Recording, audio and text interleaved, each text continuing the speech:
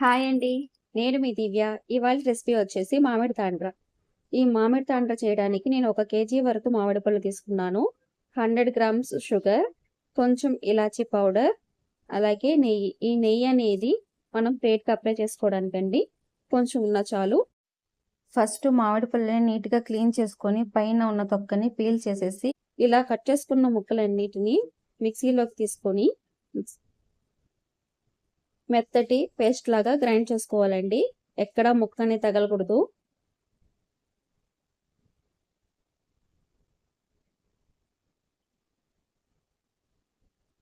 చూడండి ఇలాగా మెత్తగా పేస్ట్ అనేది చేసుకోవాలి.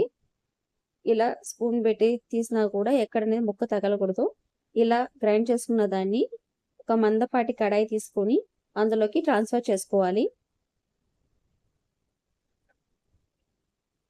ఇలా తీసుకున్నాక ఇందులోని మనం తీసుకున్న 100 గ్రామ్స్ షుగర్ అనేది కలుపుకోండి. మీరు స్వీట్ బాగా ఎక్కువ తింటారు అనిపిస్తే ఇంకొంచెం కూడా యాడ్ చేసుకోవచ్చు షుగర్. ఇప్పుడు స్టవ్ ఆన్ చేసి కడాయి అనేది పెట్టుకోవాలండి.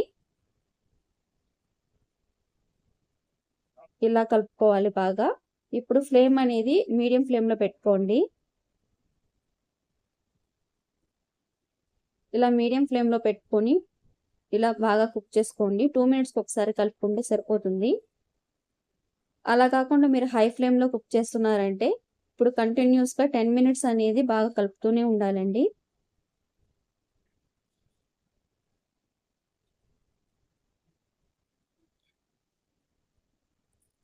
అలాగే కడాయి అనేది మందపాడితే తీసుకోండి. పల్చగా ఉన్నది తీసుకున్నామంటే అడుగంటుకుంది. ఇలా 2 మినిట్స్కి ఒకసారి బాగా కలుపుకుంటూ ఉండాలి. ఇలా కొంచెం థిక్ అయ్యాక ఇలాచీ పౌడర్ అనేది కలుపుకోవాలి.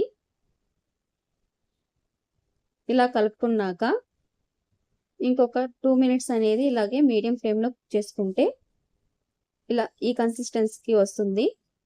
ఇప్పుడు ఇలా కుక్ చేసుకున్న దాన్ని ఒక ప్లేట్కి వెడల్పాటి ప్లేట్ తీసుకొని నెయ్యి అనేది అప్లై చేసుకోవాలి.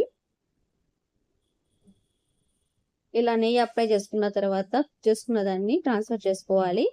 ఇలా గంట అనేది యూస్ చేయకుండా ఇలా స్ప్రెడ్ చేసుకోవచ్చు ఈజీగా.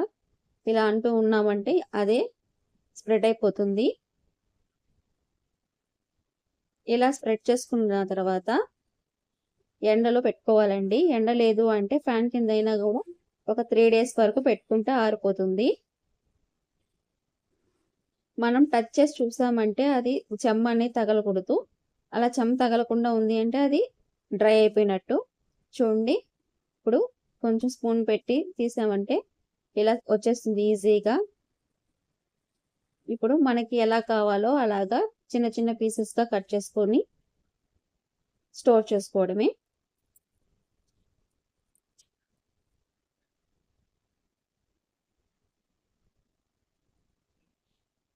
ఇది ఫ్రీజర్లో పెట్టకుండా బయటే ఉందంటే ఒక 1 మంత్ వరకు స్టోర్ ఉంటుందండి. అదే ఫ్రిడ్జ్లో పెట్టామంటే 1.5 మంత్ నుంచి 2 మంత్స్ వరకు మనం స్టోర్ చేసుకోవచ్చు. చూసారు కదా ఎంత ఈజీగా మామిడి తాండ్ర చేసుకోవచ్చు అనేది. ఇంతేనండి, చాలా సింపుల్గా ఈజీగా మామిడి తాండ్ర అనేది చేసుకోవచ్చు. మీరు ఒకసారి ట్రై చేయండి. ఎలా వచ్చిందో కామెంట్ సెక్షన్లో తెలియచేయండి. నా రెసిపీస్ మీకు నచ్చినట్లయితే like, share and subscribe to my channel. Thank you for watching.